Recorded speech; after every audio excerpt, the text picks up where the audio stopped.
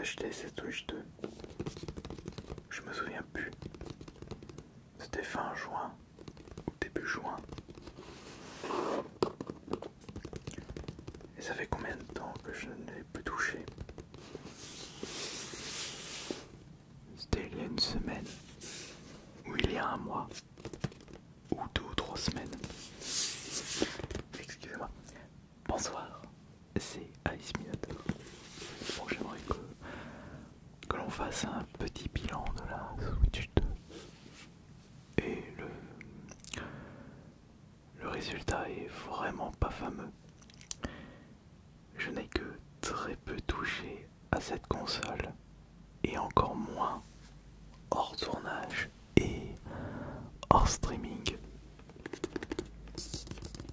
J'ai dû jouer juste un tout petit peu hors live, hors tournage à F0GX, mon jeu préféré de tous les temps. Et puis c'est tout. Tout le reste du temps passé sur cette Switch 2, c'était pour faire du contenu ou pour faire du streaming. Et même, je n'ai pas été satisfait. Alors déjà, pour commencer, parlons de ce Mario Kart. Déjà, le fait qu'ils aient enlevé le 200cc m'a mis un sacré coup. Sachant que je mets toujours un point d'honneur à la sensation de vitesse dans un jeu de course. Lorsque je jouais à Mario Kart 8 Deluxe, je ne mettais que le 200cc. Sinon, je m'ennuyais.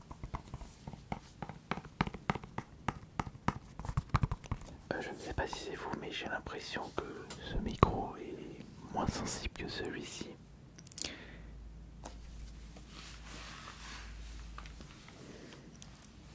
Attendez, je vais vérifier un truc. Permettez. Je n'en ai pas pour long. Alors, je vais juste vérifier. Quelque chose. Mais je crois que normalement il n'y a pas de problème. Ça me... Ah, quoique.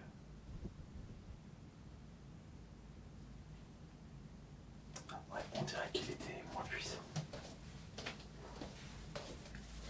J'ai l'impression que le micro était moins sensible.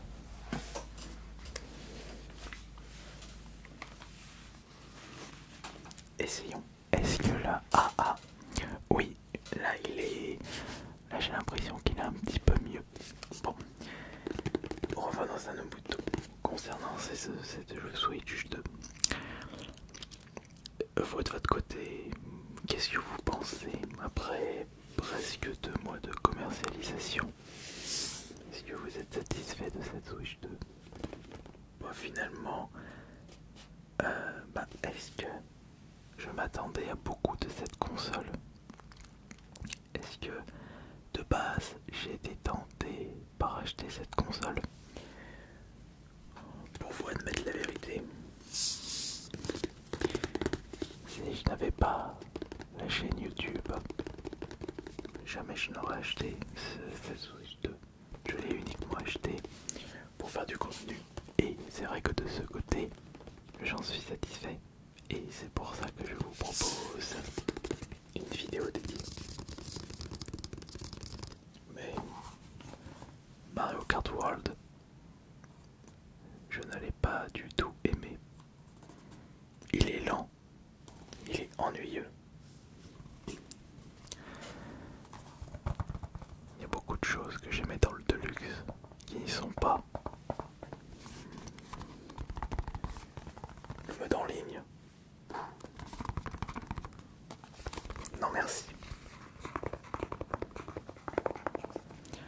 Alors pourquoi ne pas m'intéresser aux autres exclusivités comme le nouveau Donkey Kong Bonanza?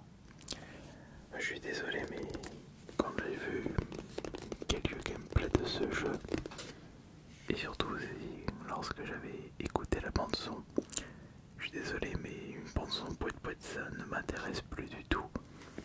Et le jeu, non. C'est fini l'époque où je passais beaucoup de temps sur les jeux de plateforme. Vous savez, à l'époque de la Nintendo 64, j'avais pu jouer à Mario 64, à Clover, et également Donkey Kong 64. Là, je passais beaucoup de temps. Ah oui, sans oublier Banjo-Kazooie, Banjo-Tooie.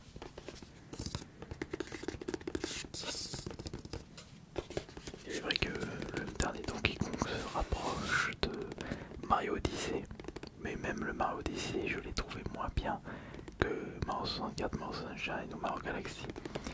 Et j'ai comme cette impression que je n'allais pas être satisfait par le dernier Donkey Kong. Après, je ne l'ai pas testé personnellement, mais j'ai d'autres jeux à faire et d'autres jeux qui me procurent plus de plaisir. Toujours sur mon Steam Deck à jouer à Monster Train 2 et je me suis remis sur Evil Within 2 et il passe bien sur le Steam Deck et ça m'a donné envie de redécouvrir le Evil Within 1. Alors, je crois que j'ai dû passer moins d'une heure sur Mario Kart World. Non, en comptant le tournage, je découvre Mario Kart et le petit stream que j'avais fait dessus, je vais être à peu près une heure. Dites-vous que j'ai dû passer, j'ai passé 95% de mon temps sur Switch 2 sur un seul jeu, F-Zero GX, qui était un jeu GameCube. C'est ce qui m'avait poussé à acheter la console, mais au moment où j'avais constaté que le jeu avait un très léger temps de retard, ça m'avait complètement déçu. C'est-à-dire que je joue moins bien sur la version Switch 2 que sur la Nintendo GameCube. Et j'en étais triste.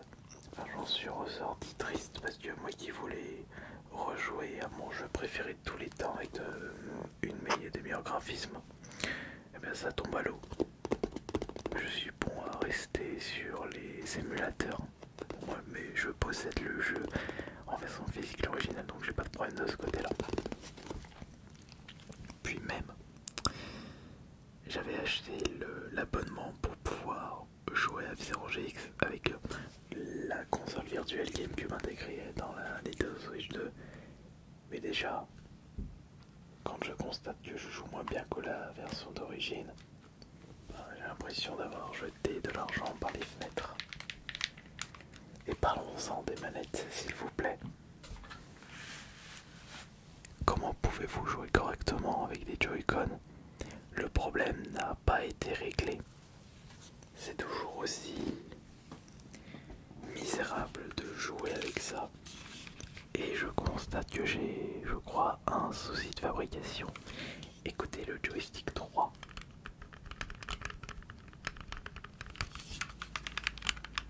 Et écoutez maintenant le joystick gauche.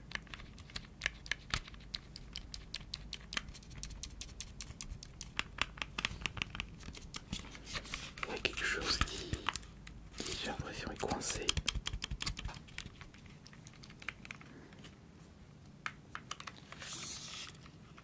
Mon joystick a un problème.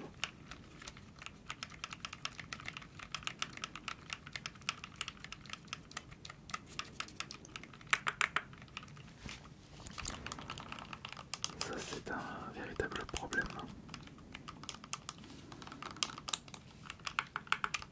Et il n'y a plus de batterie. Je crois même que la console n'a plus de batterie depuis le temps que je l'ai pu démarrer. Ouais, il n'y a plus de batterie. C'était sûr.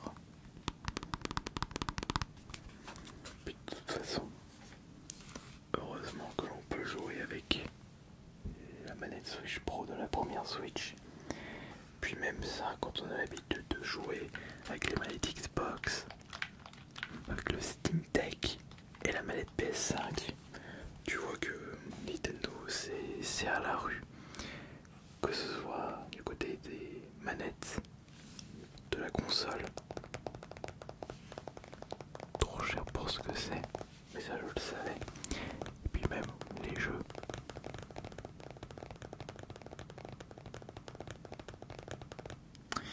c'est quand même curieux de constater que j'ai acheté ce jeu pour jouer à un jeu sorti il y a 22 ans, en octobre 2003.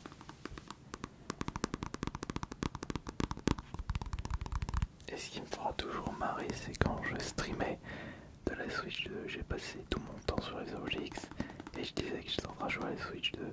Et il y a même des personnes dans le chat qui disaient il est un peu moche ton jeu Switch 2. Oui, je dis normal, c'est un jeu GameCube, sorti en même temps que la génération, enfin que la PS2.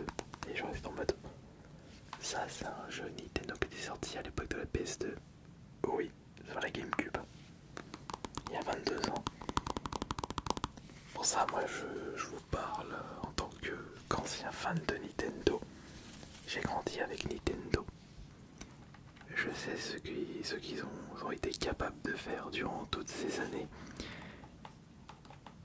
Et lorsque je vois ce qu'ils proposent maintenant, la qualité de leur console, de leurs manettes et de leurs jeux,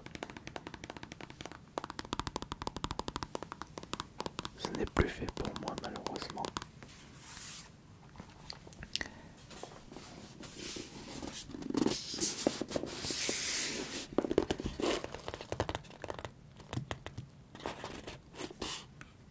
Après, il serait préférable pour moi de continuer à monétiser cet achat fait un petit peu dans le vent. J'ai prévu de vous proposer un petit ASMR sur Zelda Wind Walker.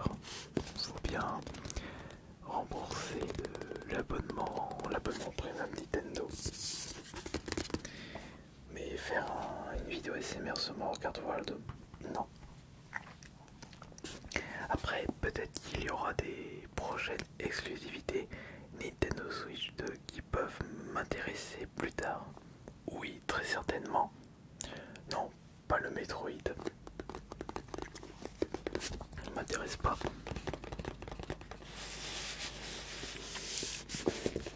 Et puis, les jeux qui m'intéressent le plus aujourd'hui, parce que oui, je continue toujours à jouer aux jeux vidéo, pas autant qu'à l'époque.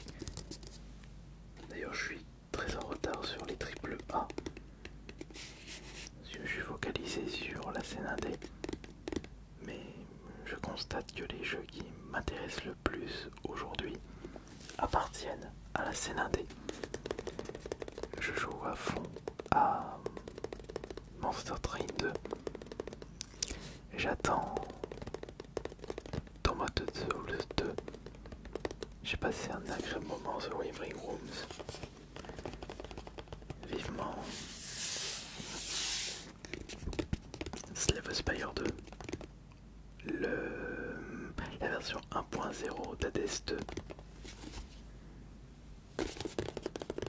Heroes 3 Golden Old Era. Non mais il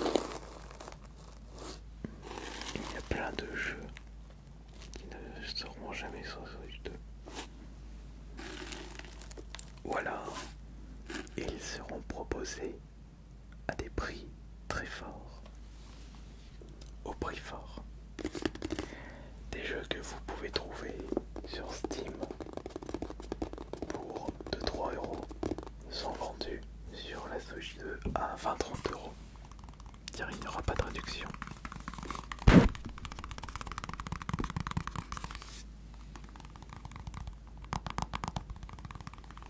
Là c'est la douille.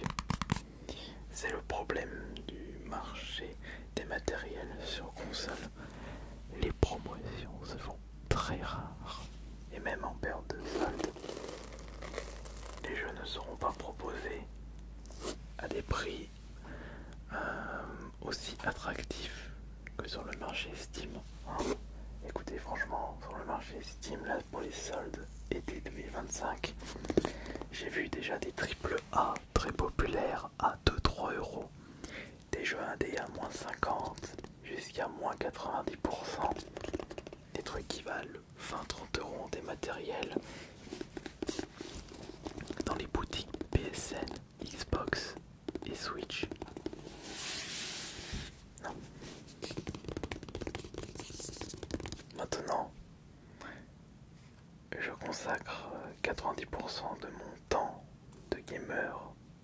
sur Steam et tout particulièrement le Steam Deck pour redécouvrir des jeux qui m'ont marqué comme Evil Within 2 en ce moment ou pour découvrir des potentielles pépites cachées de la scène indé. Mais pour ce faire, c'est surtout mon frère qui me conseille le nécessaire. Il joue énormément de jeux, il découvre beaucoup de jeux et je lui demande quels sont les bons jeux.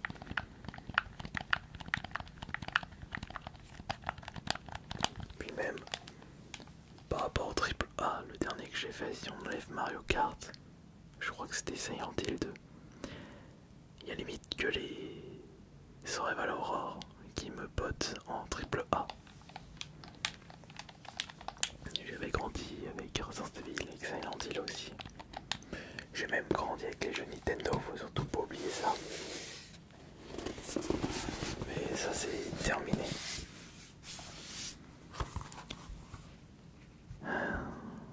Ils ont régressé. Si Nintendo avait continué à apporter assez de qualité pour pouvoir continuer à charmer les joueurs, on n'en serait pas là. Bon après, il y a pire exemple que Mario Kart. Il y a pire exemple que l'évolution de Mario Kart. Pokémon. Alors là, laissez tomber, je crois que c'est le pire exemple. Les Zelda ne m'ont plus du tout charmé aussi. Zelda c'est fini pour moi. À choisir, je préfère me refaire une partie de Ocarina of Time. Mais là c'est le nostalgie qui parle. Mais ce joystick m'énerve.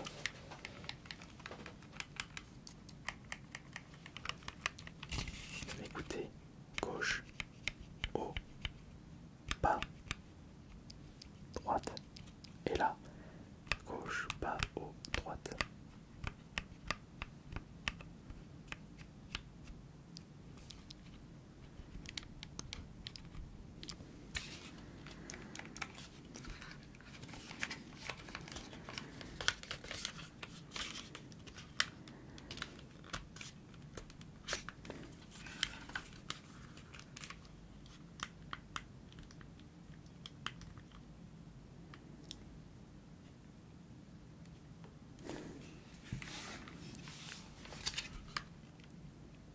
Que s'est-il passé?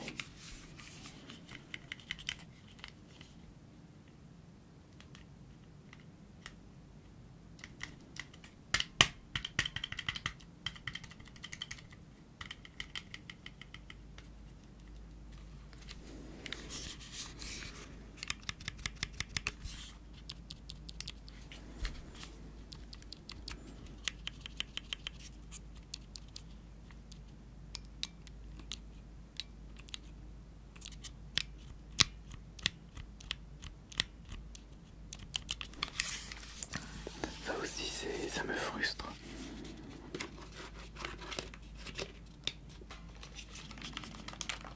Que de choses frustrantes. Bon après, est-ce que ça m'énerve pas plus que ça, puisque j'utilisais pas cette Switch 2 et je n'utilisais pas la Switch 2 en mode console portable. Vous savez, j'ai déjà pas le temps de découvrir toutes les pépites du Steam Deck. Enfin, déjà tous les jeux indés que j'ai achetés sur Steam. Donc, est-ce que j'ai ce besoin de découvrir des jeux sur la Switch 2? Non. Les exclus Nintendo? Non.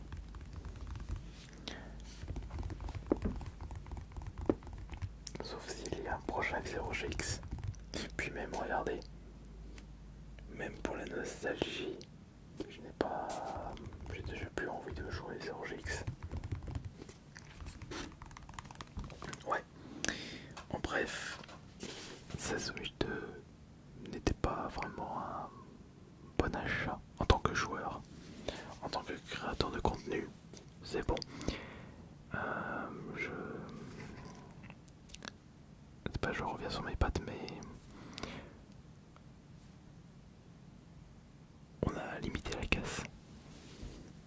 reste, non. Et vous, avis sincère, vous avez pensé quoi de ces Switch